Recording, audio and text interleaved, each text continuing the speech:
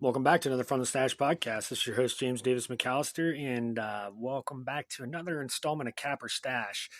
My unadulterated, unfiltered, uncensored thoughts and true stories of me being a metal frontman and going from being a metal frontman for, almost 17 years to turned into hip hop, R&B management, tour manager, etc.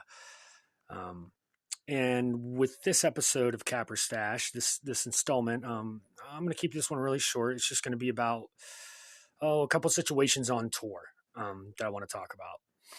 Okay, in 2021, I was on the No Curfew tour. I was the tour manager for myself. I was the tour manager representing my company, Heart of Haven Entertainment LLC, for Flames of God. It was sponsored by Sony Music, Catholic Clothing, TMZ, a few other big names, Legendary Lifestyles, Grind Mode Music Worldwide, et cetera, et cetera. Shout out Uncle Paulie, shout out TMZ, shout out Catholic, shout out Dion. Anyways, and this was in May, and we were in West Virginia. I won't say the name of the venue because I love this venue, and when we play there still. However, it was in West Virginia, and I remember we had the place till about 2:30 in the morning. Well, anyways, long story short, the cops were circling around, and of course, we were all smoking. Everybody's smoking butt out in the back. Now, I very rarely did, but during the shows, but people were smoking butt out in the back. Well, anyways, the cops came and yada yada yada. Well, shout out Uncle Paulie. He tells DJ Shaka, "Hey, run it," and they run. Fuck the police, fuck them. Here come the police in there and stuff, trying to shut us down, telling us, "Oh, you guys can't do this," yada yada yada, and then well, once they found out, quote unquote, I was in charge, though I really truly wasn't.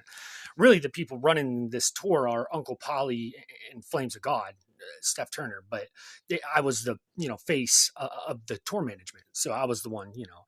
Anyways, I remember asking the cop, I was like, "Was it because they're black? What if it were metal music and then that was played? Would you care?" And they wanted to say, "Oh no, it's got nothing to do with that. You can't be disrespectful to law officers, yada yada yada." And I remember asking the one, "Well, excuse me, sir, this is a private establishment, and with your firearm on your side, that's disrespectful to me and my clientele who are mostly of black color because they are nervous and scared that you may shoot them. So with all due respect, can I ask you to take your gun off?"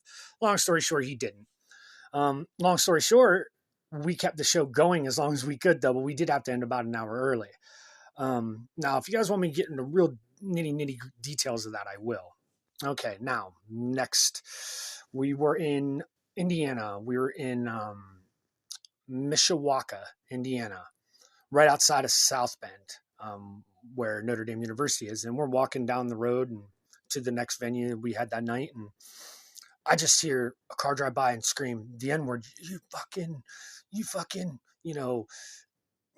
N word, and I'm like, what the fuck, and it didn't phase any of the people. I wouldn't. Now, mind you, I'm one of like two white people that it's in this whole group, about 20 people total. They kind of just shrugged it off, whatever. And I snapped for the first time. And I remember Flame saying, "Well, get him then, eat him, Pitbull," because he always says he's going to send me to eat people because long story short, I got in a fight with my brother once. I bit his temple out. Anyways, it really got to me the first time because this is like the third or fourth time I really experienced racism. Like I, never really experienced it like that. Well, long story short, it got to a point after about the third car drove by. I was a woman. We saw her go into this bar. Well, a couple of my artists, Pharaoh, Kai, and KB the Goddess at the time, they chased this girl into this bar and cornered her, for calling me N-word and stuff. And I remember we had to get him, me and Steph and Uncle Paul had to go over and get them and stuff. Well, anyways, that night, the venue essentially that we were supposed to play at just was like, "Oh yeah, we don't have our liquor license, we can't do the show, blah, blah, blah, blah, blah." Like out of nowhere, right? Now, mind you, we traveled far, right? From Cleveland, Ohio area all the way to Mishawaka, Indiana. And it was mind numbing, right?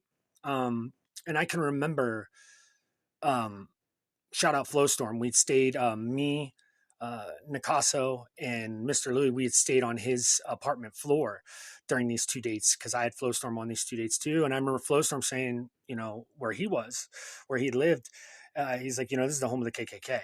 and I'm like, damn, whoa, I didn't realize it was that bad. And I can remember sitting out on the porch and the neighbors just all staring at him and stuff. He's like, oh yeah, it's like this all the time. It's like this all the time. And I'm like, what the fuck? And I remember it got to a point where I went over to a neighbor and I was like, excuse me, sir, can I help you? And he's like, he just looked at me. I was like, seriously, can I help you? You keep staring over and I can't help but wonder if you need something. And he just kind of looked at me. He's like, no, I don't need anything. So I walked away. And I remember Flo Storm saying, hey, Marcel Jones saying, hey, leave him be, leave him be. And I'm like, no, man, fuck that. I'm tired of this shit. So this is just a short little installment of 2 times I experienced racism. And again, if you want me to extend on these stories, let me know. But I'm going to cut it right there. I love every one of you guys. Keep your heads up. And remember, fit out, not in.